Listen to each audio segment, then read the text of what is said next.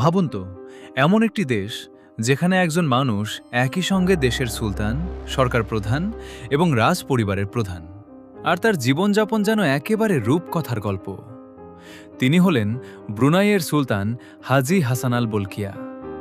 ছোট্ট দেশ ব্রুনাইয়ের এই শাসক শুধু তার রাজকীয় জীবনযাপনের জন্যই নয়, দীর্ঘ সময় ধরে ক্ষমতায় থাকার কারণেও সারা বিশ্বে পরিচিত।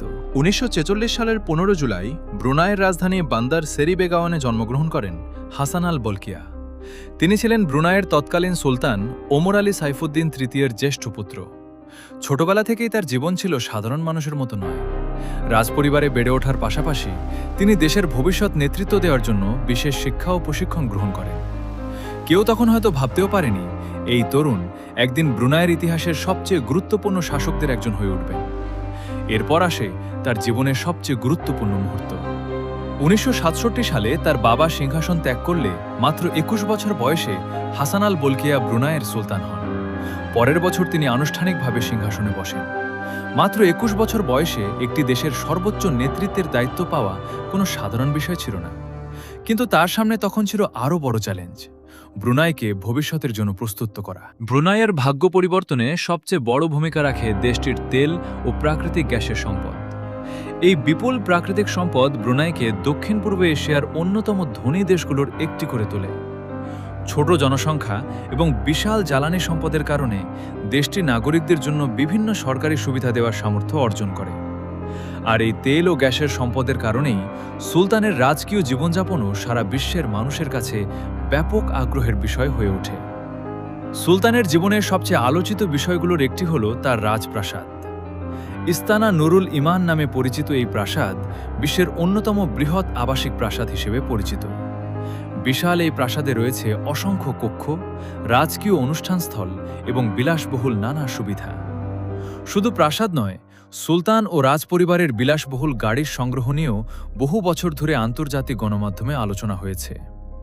এই কারণেই হাসান আল বলকিয়াহকে বিশ্বের অন্যতম বিলাসবহুল জীবনযাপনকারী শাসক হিসেবে মানুষ চেনে। ১৯৮৪ সালে ব্রুনাই সম্পূর্ণ স্বাধীনতা লাভ করে, আর স্বাধীন ব্রুনাইয়ের ইতিহাসের সঙ্গেও হাসান আল বলকিয়াহর নাম গভীরভাবে জড়িয়ে আছে। তিনি দীর্ঘ সময় ধরে দেশের নেতৃত্ব দিয়ে আসছেন।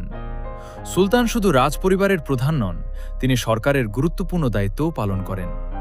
তার দীর্ঘ শাসনকাল ব্রুনাইয়ের আধুনিক ইতিহাসের একটি বড় অংশ। একজন তরুণ সুলতান হিসেবে যিনি সিংহাসনে বসেছিলেন, কয়েক দশক পর তিনিই পরিণত হন বিশ্বের সবচেয়ে দীর্ঘদিন ক্ষমতায় থাকা শাসকদের একজন হিসেবে। তবে সুলতান হাসান আল বলকিয়াহর জীবন শুধু বিলাসিতা আর রাজকীয় গল্পে ভরা নয়। তার বিশাল সম্পদ, রাজপরিবারের বিলাসবহুল জীবন এবং ব্রুনাইয়ের কঠোর আইন ও রাজনৈতিক ব্যবস্থা নিয়ে আন্তর্জাতিকভাবে বিভিন্ন মতামত ও বিতর্ক রয়েছে।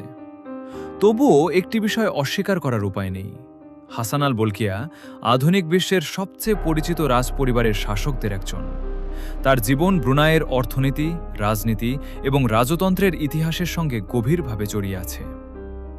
একজন ২১ বছর বয়সী যুবরাজ থেকে শুরু করে আজকের প্রবীণ সুলতান, হাসান আল বলকিয়াহর পুরো জীবন যেন ব্রুনাইয়ের আধুনিক ইতিহাসের সঙ্গে জড়িয়ে আছে।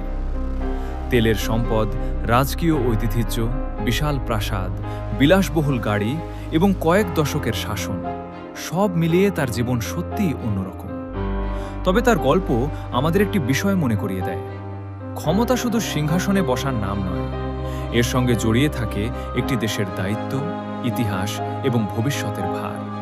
আর সেই কারণেই ব্রুনাইয়ের সুলতান হাসান আল বলকিয়া শুধু একজন ধনী রাজা নন, তিনি ব্রুনাইয়ের ইতিহাসের অন্যতম গুরুত্বপূর্ণ চরিত্র।